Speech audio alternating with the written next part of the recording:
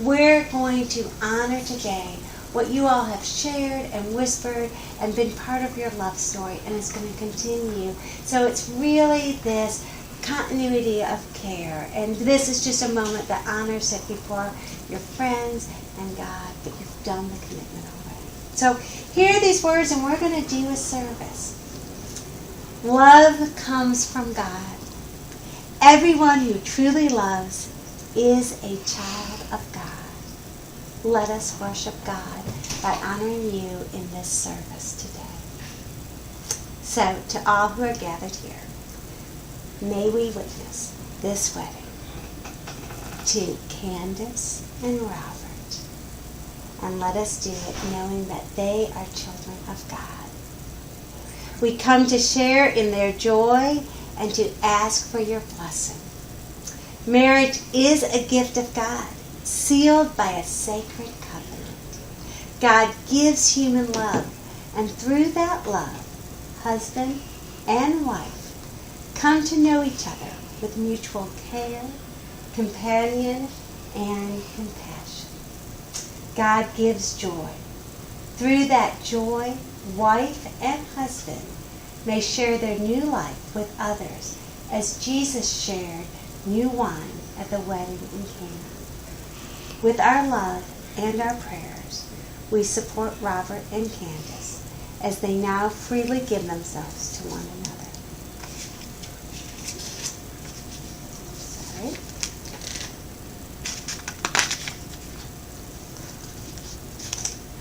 And I want to gather us in prayer. Oh, Holy One, you who have known us from the very beginning, you who have been part of this love story with Candace and Robert, you who have known what is in their hearts, who have been part of their joys, their celebrations, their scowls, their hurts, their sadnesses, their fears.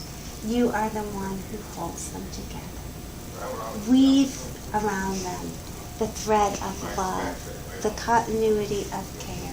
Let them know that that thread will be strong and hold them together through the hardest of times, through the illnesses that are present, through the love that binds them, and that peace that passes all understanding.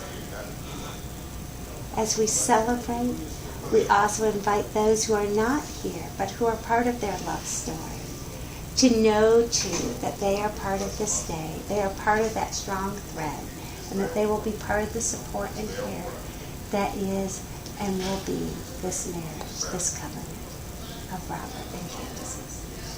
Hear what is in their hearts, hear what is not lifted up, and hear our thanksgivings on this moment. Amen.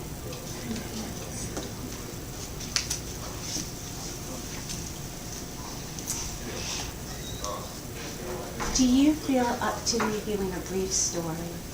It's a love story. It's a short love story. Are you up for that? Sure. Okay.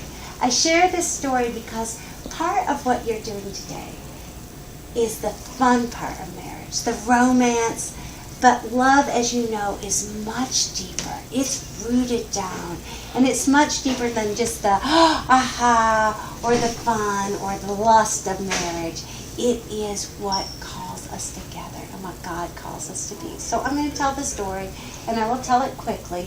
But it's a story of two brothers, and yet it fits a marriage story. And these two brothers were farmers, and they worked together day in and day out.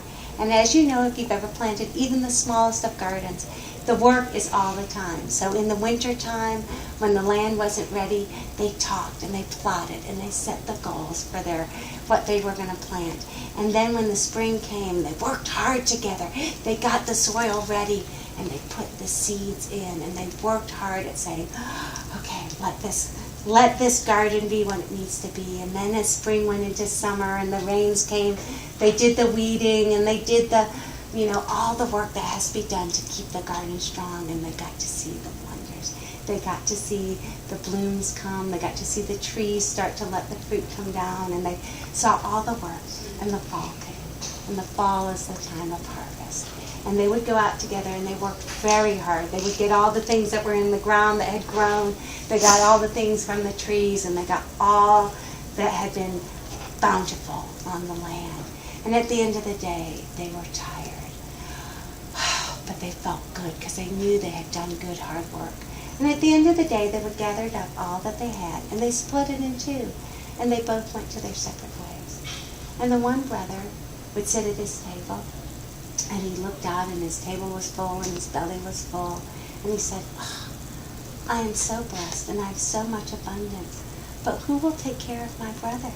He's over there, and he has a wife and children to feed." And he looked and said, "It is I. I love him so much, and I want to take such good care of him," that he would gather half of what he'd put away for the day, and he'd walk back in the middle of the night, and he'd go to his brother's home, and he'd put the gifts in the silo, and he'd come back, and he'd go to sleep, and he'd sleep a deep sleep of satisfaction. And likewise, his brother was across town, and he looked out at his table, and he patted his full belly and the extra on the table, and saw his wife and his wonderful children, and he said, I have so much abundance. Life is really good. But who's going to take care of my brother? He's by himself. And he looked around and he saw his love at that table and he said, "It is I." And so he took half of what he had earned and he kissed his children goodnight and he kissed his wife goodbye. And he walked back across the field and he put what he had put in his, half of what he'd earned that day, and he put in his brother's silo. And he would go home. Deep satisfaction. He'd climb into bed next to his wife, kiss her a little bit, and go to sleep. And as you can imagine, one night, in the middle of the night, the two brothers met.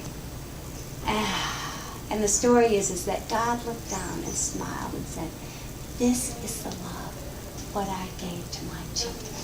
A love so deep that they would take care of each other in thick and thin, for sickness and in health. And they would love so deeply that they would give half of what they had had." And this is sacred ground. This is where my people are. And so it was blessed.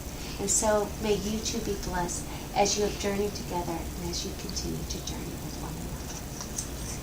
And so now I'm going to do your declaration of intent before God and this group that are gathered here.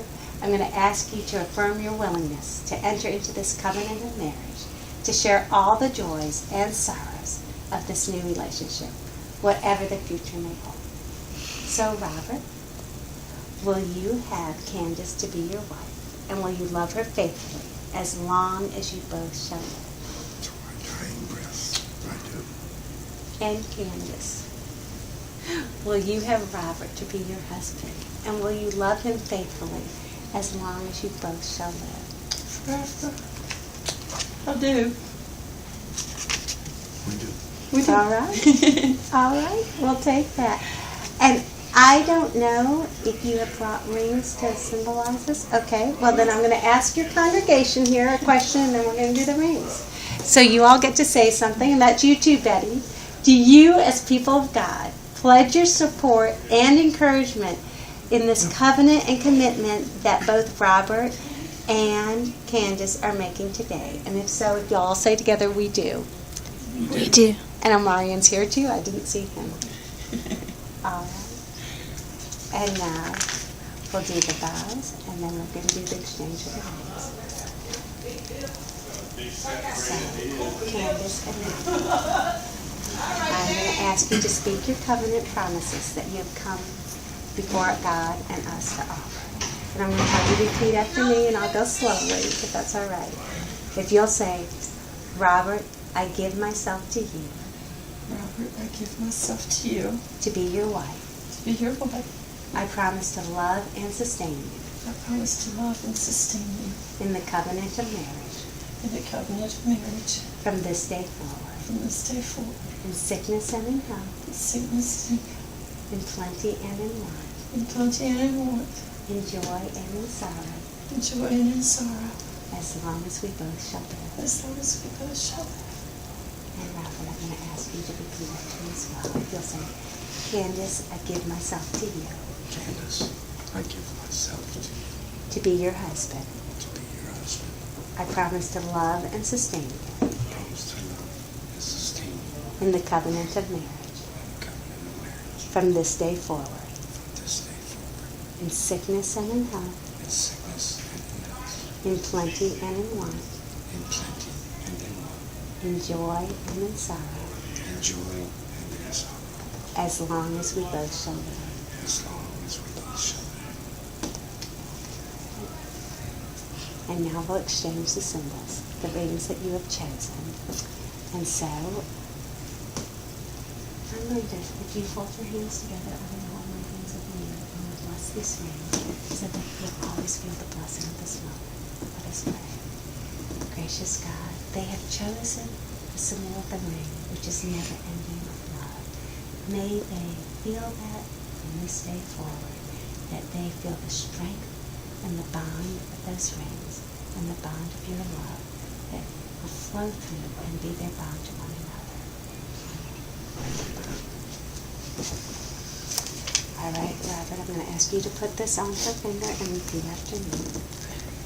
Candace, I give you this ring Candace, I give you this ring as a sign of my love and faithfulness. as a sign of my love and faithfulness. It may go on. Maybe a little hot in here too. Now it's on, it will not come off. And Candace, if you'll do the same and place it on his finger and repeat after me. Robert, I give you this ring Robert, I give you this ring as a sign of my love and faithfulness. as a sign of my love and faithfulness. And then I'm going to ask you both, will you receive these rings as signs of each other's love and faithfulness? Absolutely, yes. You may now seal this covenant with a kiss. Oh.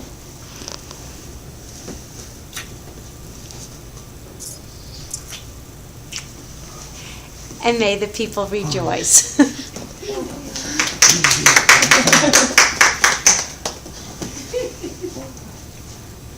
I'm so glad you could join us, all of you. I'm glad you all could join us. Me too.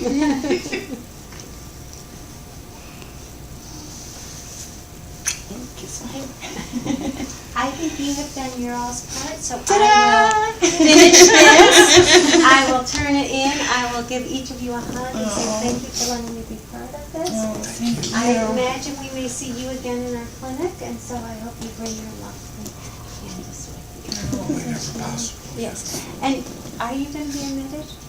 I don't know yet. Okay. If you are, I'll follow.